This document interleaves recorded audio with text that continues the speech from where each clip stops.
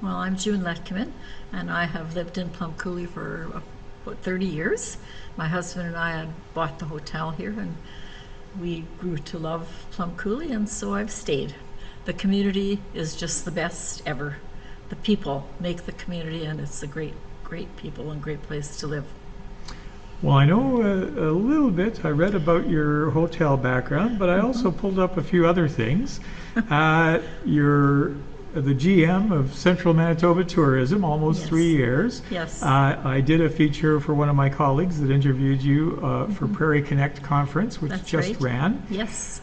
The first woman ever elected to council in the municipality of Rhineland. Yes. Served on the town of Plum Coulee Council for 2 terms, served as a councillor for the municipality. Chairperson for Boundary Trails Health Center. I need some water. Chairperson for Centre on Main, Central Manitoba Tourism, Pedestrian Bridge Committee, volunteers for the Plum Fest, Plum Coulee Foundation. And I think there's also the Prairie View Elevator. So that's you're slowing down in your retirement years. Yes, I am. I guess so. What draws you to all that volunteerism? I'm not sure. I guess I was raised in my parents were like that. They volunteered, and I guess I grew up in that kind of environment.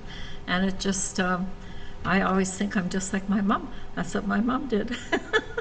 And I love it. I like I love our community, and I want it to do well and succeed. And if I can do something to help it, well, why not? What do you find most rewarding about the time you give back to the community? Oh, I think it's rewarding to see everything succeed. Say like this Center on Main, as I told you earlier, it was such an old senior center, and we really needed a new building. And so one day after I'd seen a mouse, I said, "This is it, girls. We have to build a new building." And so we did. In 2 years, we formed a committee, and we raised $420,000, and here we are. And it's been a real success, and it's really humbling actually to see how it's turned out. Is there anything that you had a specific connection to in some of your volunteerism that drew you to those roles? Yes, the Boundary Trails Health Center Foundation is one of my favorite boards. I'm doing my second 6-year term, and it's very rewarding to be on that board. We do such good things, and there's so many things in the hospital that we wouldn't have if we didn't have the foundation. So that's the most rewarding board, I think, that I've ever been on. Also, the South Central Cancer Resource was an amazing board to be on as well, because they do such great work and help so many people. Yes, we're very excited about our expansion, and it's a really fun time to be on that board.